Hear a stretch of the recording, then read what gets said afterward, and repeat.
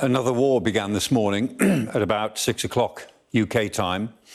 We were getting reports that the Israelis had launched attacks on Iran, looking as if they were intended as decapitation attacks in downtown Tehran, looking as if they were going after individual people. And that was followed up pretty quickly by United States attacks that looked like SEAD, suppression of enemy air defences.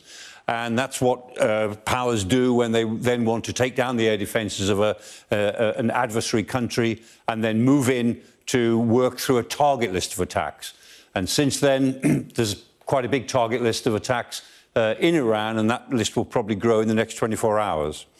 President Trump then made a very interesting 8-minute statement in which he made it very clear that he was going for broke.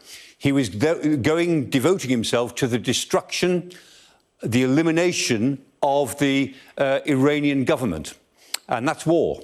When you try and destroy a foreign government, that's a war. So by 8 o'clock this morning, UK time, we had a war in our hands. And it looks as if it will go on for a little time yet as the Americans and the Israelis work through their target set.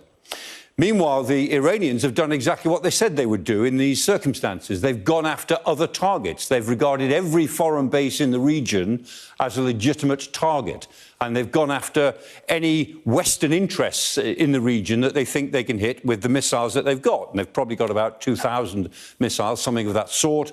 And they're certainly in a position where they will want to use them all quickly, because if they don't use them, they will lose them, on the assumption that the Israelis probably have a pretty good idea where they are, and they will get bombed if the Iranians don't use them. So we know already that they've hit the airbase in Kuwait. They've hit or attacked anyway, the headquarters of the US Fifth Fleet at Jufair in Bahrain. Interestingly, that's also an American and British base in Bahrain.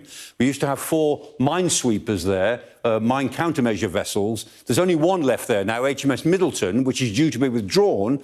It's probably still there, but it's due to be withdrawn from next week, early March. So there's not much left in British terms in Al Jufair. But more importantly, the Al Udeid Air Base, very big air base, the Americans are there in very high numbers. That's the CENTCOM, Central Command Headquarters. Britain also has a presence in Al Udeid. And then the Al Dhafra Air Base in the United Arab Emirates. So those air bases have certainly been targeted, and I'm sure there will be other targets. Meanwhile, the Iranians talk about the Strait of Hormuz, of blocking the Strait of Hormuz, or at least making it economically unviable. And remember, they don't have to block it to make ships stay away. They only have to make it dangerous, potentially dangerous, for ships to go there. And from now on, I think we can regard the Strait of Hormuz as difficult, if not closed. We'll see in the next day or so how that works out. Undoubtedly, given that we've got a war on our hands, the outcome of any war is very uncertain. This is the first 24 hours of it, and here are the sort of thing that is liable to happen. This is the Al Jufair base. There may be more of this. This is an attack on the naval base. We can expect there to be more, and it will have unexpected consequences and unanticipated consequences.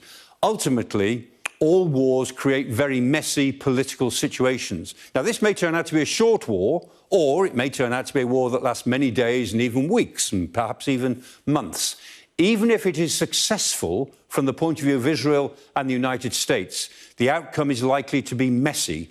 And a messy outcome in a country as big as Iran, 90 million people, with a very strong sense of the revolution amongst at least 10% of those 90 million people, as is estimated. It's not that the government is universally unpopular throughout Iran. It's generally unpopular, very unpopular. But there's a core of people who believe in it. And there is the IRGC, the Republican Guard, the Revolutionary Guard, and the Bajij, who are the militia, who are prepared to enforce it. So this regime will not go willingly, it'll not go easily, and it is determined to try to survive. So the messy outcome that we can anticipate, we don't know how it will turn out, but it will be messy, almost certainly will extend in some way across the whole region. Michael.